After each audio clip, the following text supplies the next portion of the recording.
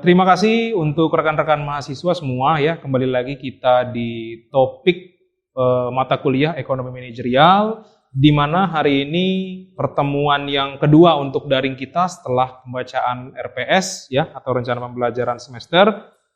Kita masuk ke materi pengertian dan ruang lingkup ekonomi manajerial. Ya. Di dalam pokok bahasan ada beberapa hal yang perlu kita perhatikan di situ ya. Yang pertama ada ruang lingkup ekonomi manajerial, yang kedua teori perusahaan, yang ketiga sifat dan fungsi laba, yang keempat etika bisnis, yang kelima kerangka kerja internasional, dan yang terakhir ekonomi manajerial dan internet. Jadi di sini Pak Daniel Colin ya sebagai bagian daripada tim kita untuk mata kuliah ekonomi manajerial juga. Jadi nanti di kelas saya dan di kelas Pak Daniel saya ulangi lagi ya, akan sama materinya dari awal sampai akhir. Oke, langsung saja untuk di ekonomi manajerial, Pak Daniel. Kira-kira Pak, siapa-siapa saja dan bagaimana sih keterlibatan daripada ekonomi manajerial ini sendiri dalam dunia kerja khususnya? Kita bicara ke depan kan nanti teman-teman mahasiswa atau rekan-rekan mahasiswa nantinya akan menggunakan bukan bahan ajar ya, outcome yang akan kita harapkan daripada mata kuliah ekonomi manajerial ini. Silakan Pak. Ya, seperti pada yang kesempatan yang sebelumnya kita sudah jelaskan apa itu secara gambaran besar konsep ekonomi manajerial. Jadi konsep ekonomi manajerial ini sebetulnya tidak lepas kepada, sekali lagi saya sampaikan, dua hal utama yang menjadi masalah ekonomi: kelangkaan sumber daya dan kebutuhan yang tidak terbatas. Nah, jadi dalam konteks ekonomi manajerial ini, mata kuliah ini adalah bagaimana jadinya ya saudara sebagai manajer nantinya ya bisa mengambil atau membuat keputusan secara ekonomis ya dalam mencapai tujuan ya yang ingin diwujudkan. Berarti kalau seperti yang sebelumnya tadi keuntungan, berarti dia tujuan maksimum. Kalau dia biaya, berarti tujuan yang secara minimum. Jadi kalau secara pengertian ya yang nanti saudara bisa baca bahwa ekonomi manajerial itu studi tentang bagaimana mengarahkan sumber daya, itu yang menjadi penting. Karena di dalam perusahaan kan berarti sumber dayanya itu jelas, ada tenaga kerja, ada bahan baku, ada keuangan ya, yang langka dengan cara yang paling efisien dalam mencapai suatu tujuan manajerial ya. Ini yang menjadi konsep dari ekonominya. Jadi mungkin begitu Pak Niko soal ekonomi manajerial ini secara pengertiannya. Baik, itu tadi secara konsep dari ekonomi manajerial. Kembali Pak, kita ke topik bahasan. Di sini ada lanjutan lagi ya, identifikasi tujuan dan kendala dalam ekonomi manajerial itu sendiri. Bagaimana menurut Bapak? Ya, dalam ekonomi manajerial, khususnya pengambilan keputusan, ini kan berarti hubungannya ada persoalannya tadi udah jelas, keterbatasan, sumber daya atau kelangkaan, dan kebutuhan yang tidak terbatas, ya. Sehingga jadinya persoalan ini harus diidentifikasi dulu, ya. Artinya kebutuhan yang apa yang mau dicapai, kemudian kendala apa yang terjadi soal sumber dayanya. Itu yang hubungannya kepada identifikasi. Yang dihubungkan kepada tujuannya. Apa tujuannya? Yaitu tadi kan secara umum kan yang kami sampaikan adalah maksimum atau minimumnya. Sehingga jadinya dalam ekonomi manajerial itu secara penerapannya adalah bagaimana ya saudara nanti punya capaian untuk bisa mengidentifikasi persoalan-persoalan ya secara ekonomisnya. Jadi secara analoginya kami mau katakan pastinya saudara dalam mengikuti kuliah ini membayangkan saudara berada pada sebuah organisasi ya, apakah itu sifatnya perusahaan besar, perusahaan kecil ya, sehingga yang sifatnya organisasi yang melakukan produksi ya. Seperti yang saya mau sampaikan lagi, berarti kembali kepada bagaimana mengidentifikasi persoalan-persoalan yang ingin dicapai dari organisasi saudara, sehingga jadinya sebagai manajernya saudara harus bisa ya mencari solusi terhadap hasil dari identifikasi masalah-masalah tersebut untuk dapat diambil keputusannya, kemudian diterapkan. Mungkin begitu, Pak Niko. Baik, Pak. Tadi kita sudah melakukan identifikasi dalam tujuan dan kendala. Tentu kita pasti berhadapan juga, Pak, dalam masalah keputusan manajemen nantinya.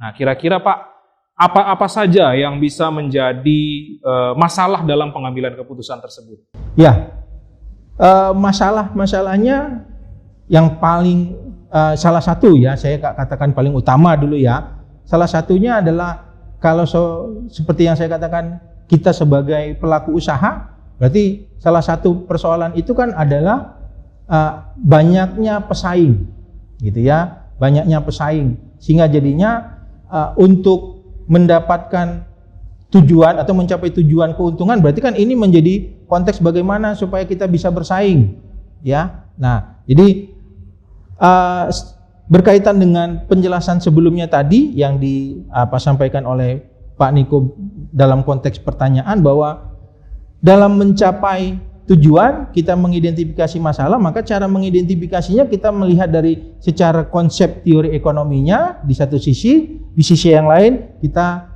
mengidentifikasi apa alat keputusan yang mau kita gunakan, ya. Berarti cara ilmu ekonominya, ya, ekonomi itu kan terbagi dua, mikro dan makro. Alat analisisnya juga ada dua, secara matematika dan secara statistik. Ini yang menjadi baru diaplikasikan kepada teori ekonomi. Artinya menggunakan konsep teori ekonominya, kemudian alat analisis kuantitatifnya. Jadi secara gampangnya kalau dicontohkan, ya, berkaitan dengan bagaimana menghitung fungsi permintaan, ya kan, ya, menghitung biaya, ya, baru dilakukan pengambilan solusi yang optimal. Jadi ini yang artinya saudara nanti bisa baca juga dikait dalam modul dalam bentuk skematisnya bagaimana penggunaan metode ekonomi manajerial dalam pengambilan keputusan. Demikian, Pak Niko. Baik, Pak Daniel. Tentu kita tahu kalau di mata kuliah ekonomi manajerial ini kan cakupannya sangat luas gitu, Pak, ya. Apalagi kita di Sekolah Tinggi Ilmu Ekonomi itu sangat saya bicara komprehensif karena ada beberapa keilmuan dalam bidang ilmu ekonomi sendiri. Salah satunya di akuntansi, seperti saya sendiri, Pak, di akuntansi. Lalu ada lagi ilmu manajemennya, lalu ada lagi nanti di situ ada pemasarannya, ada produksinya, sampai kepada SDM-nya. Jadi menurut Bapak kira-kira hubungannya seperti apa, Pak? Ya, jadi ekonomi manajerial ini kan kalau kita tarik secara rumputnya itu kan adalah ayahnya atau yang paling utamanya itu kan adalah ilmu ekonomi.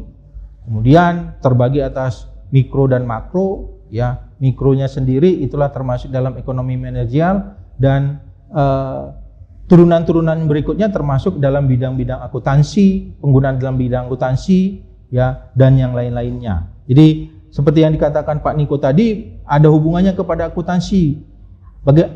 Seperti apa? Ya, pastinya dalam hubungan kepada akuntansi kan pencatatan atau pengelompokan biaya itu kan ada ya, Pak Niko, ya, pengelompokan biaya. Ada namanya biaya tetap, biaya overhead, dan segala macam. Nah, dalam kaitan dengan pengambilan keputusan manajemen bagaimana, ya? Berarti kepada bidang akuntansinya maka harus bisa kita pilih mana sebetulnya ukuran biaya secara ekonomis. Karena artinya pengertian biaya ekonomis dengan biaya akuntansi itu kan beda ya, Pak Niko, ya. Nah, biaya ekonomi seperti apa, biaya akuntansinya seperti apa. Nah, ini nanti setelah bisa diidentifikasi baru kita buat pengambilan keputusannya. Keuangan itu sudah ada hubungannya, yaitu apa salah satunya? Dalam keuangan itu kan ada konteks bagaimana kita menghitung nilai perusahaan, ya kan, Pak Niko? Ada yang namanya salah satunya net present value, ya kan, gitu ya. Nah, ini penting. Ya, artinya bukan penting, artinya ada hubungannya kepada ekonomi manajerial adalah untuk pengambilan keputusannya, ya. Artinya net present value itu kan adalah nilai saat ini, ya kan, Pak Niko, ya, artinya nilai saat ini. Jadi artinya dalam perusahaan itu, artinya perusahaan itu kan pasti ada nilainya secara ekonomisnya saat ini itu berapa. Ini kan akan menjadi unsur yang dibutuhkan dalam pengambilan keputusan secara manajerialnya. Artinya apakah perusahaan ini nanti ke depannya akan bisa eksis atau semakin menguntungkan, kan? Nah, pemasaran ya berarti ini hubungannya kepada secara ekonomis perusahaan itu apakah lebih mengutamakan produknya yang beraneka ragam atau produknya yang satu tetapi berkualitas. Ini kan hubungannya kepada pemasaran. Karena apa? Konsep pemasaran itu kan umumnya adalah 4P ya. Produk, ya, price, place, dan promotion. Ya kan Pak Niko kan? Nah ini pentingnya. Jadi mana yang menjadi konteks identifikasi kalau dihubungkan kepada konsep identifikasi? Produksi, ya ini ada hubungannya bagaimana penggunaan sumber daya dan biaya yang dikeluarkannya. SDM berarti bagaimana penggunaan tenaga kerja. Jadi demikian hubungannya Pak Niko. Baik, terima kasih Pak. Lanjutnya di dalam tadi hubungan, tentu kita kan pasti akan tahu nantinya bagaimana proses pengambilan keputusan dalam ekonomi manajerial. Itu kira-kira Pak, boleh dijelaskan tahapannya seperti apa? Ya, tahapannya cukup sederhana ya dalam penggunaan konsep ekonomi manajerial ini untuk pengambilan keputusannya. Yang pertama, ya menetapkan tujuan perusahaan. Ya sekali lagi, apakah maksimum tujuan yang mau dicapai atau tujuan minimum. Yang kedua, mendefinisikan permasalahannya. Ya, artinya dalam mendefinisikan permasalahannya ini akan dihubungkan kepada prioritas permasalahan yang mau diselesaikan duluan, gitu ya. Jadi tidak semua masalah yang diidentifikasi harus diselesaikan, tapi harus tujuannya adalah memprioritaskan mana yang duluan, gitu ya, terkait dihubungkan tadi dengan tujuan. Kemudian solusi-solusinya seperti apa, ya, seperti yang sebagai contoh tadi misalnya berkaitan dengan hubungan kepada pemasaran, apakah produknya yang banyak atau produknya yang berkualitas, ya.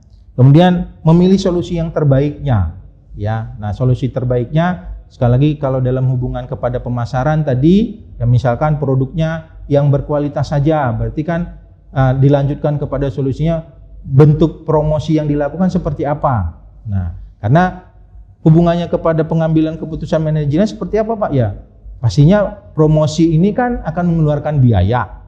Sekali lagi hubungannya berarti tujuannya kepada biaya yang minimum, kan gitu.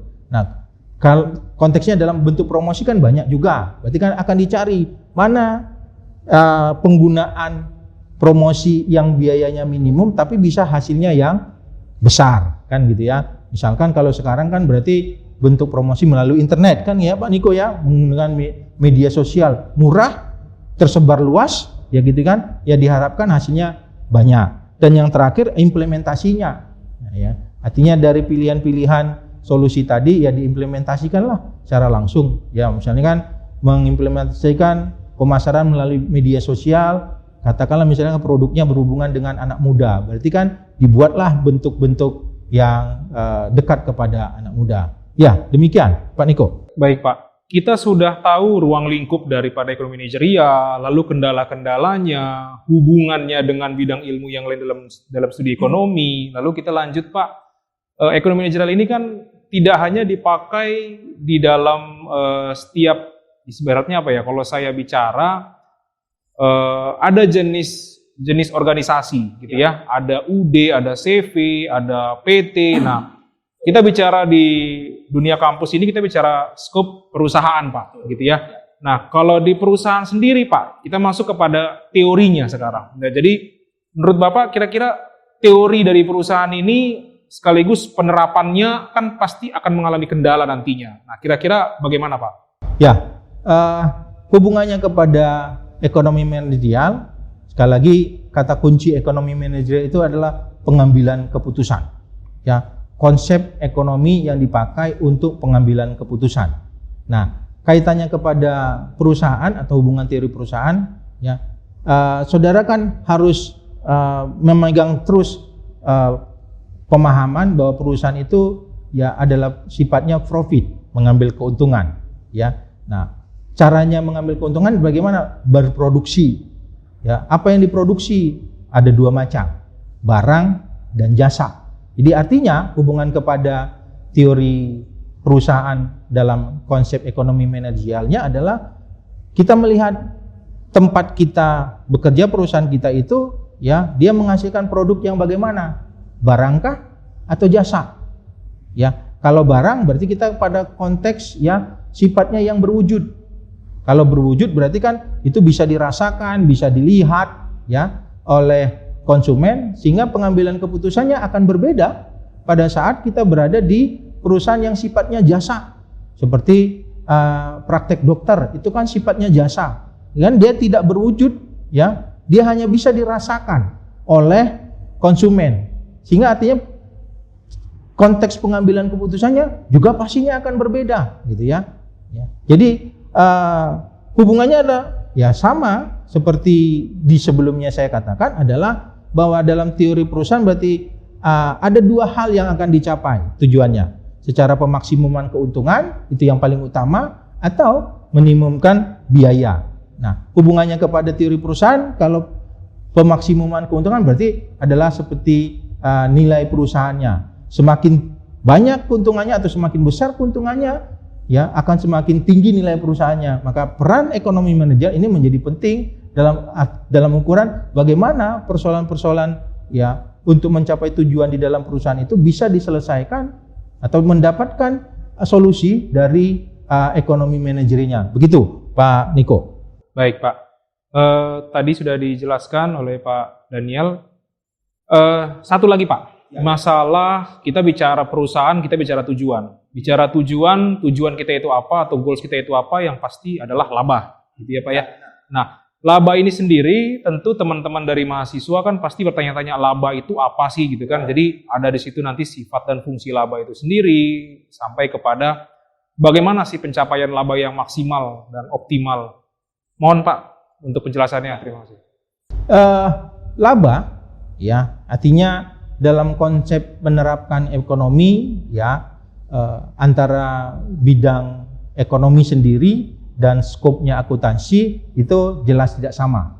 Kalau secara ekonomi, laba itu adalah antara manfaat ya dengan capaian yang dihasilkan, atau bisa dikatakan laba itu berhubungan dengan manfaat yang bisa dirasakan oleh pengguna aktivitas ekonomi itu ya. Jadi kalau manfaat yang dia dapatkan itu besar, maka pastinya dia sudah mendapatkan laba yang besar. Nah, tapi kalau dalam bentuk hubungan kepada perusahaan tadi, maka laba itu berhubungan kepada ukuran-ukuran yang sifatnya nyata. Ya, dalam hal ini adalah biaya biasanya. Jadi laba itu adalah penerimaan dikurangi dengan biaya. Ya, penerimaan ini atau kita sebut juga sama dengan penjualan. Jadi laba itu artinya kalau penjualan lebih besar dari biaya, sehingga akan dapat laba. Tapi kalau yang terjadi sebaliknya, ya biaya lebih besar daripada penjualan, maka yang dapat bukan laba melainkan kerugian. Jadi artinya laba yang menjadi konteks ya dalam kita memahami konsep ekonomi manajerial ini adalah bagaimana ya kita bisa mencapai tujuan memaksimumkan keuntungan ya melalui meminimumkan biaya-biaya ya. Jadi misalnya kalau saudara nanti bisa lihat contoh bagaimana perusahaan memperoleh laba bersih 30 juta per bulan, tapi perusahaan ya artinya perusahaan memperoleh penghasilan sebesar 35 juta di luar dari itu ya, investasi di tempat lainnya yang lebih kecil. Nah, ini saudara bisa lihat. Ya, demikian. Atau juga ya saya tambahin langsung kepada teori-teorinya ya. Ya, ada teori laba tentang menghadapi risiko. Ini saudara nanti bisa baca dan lihat, termasuk juga fungsinya ya. Nah, yang menjadi penting di sini adalah bahwa laba itu merupakan tanda yang memandu bahwa alokasi itu adalah maksimal ya. Maksudnya apa? Kalau dalam penggunaan sumber dayanya tidak optimal, pastinya pencapaian untuk labanya juga tidak akan terjadi ya. Oke Pak, itu demikian Pak. Oke, baik. Untuk pertemuan perkuliahan daring kita hari ini sampai di sini untuk materi pengertian dan ruang lingkup ekonomi manajerial. Sekian, terima kasih.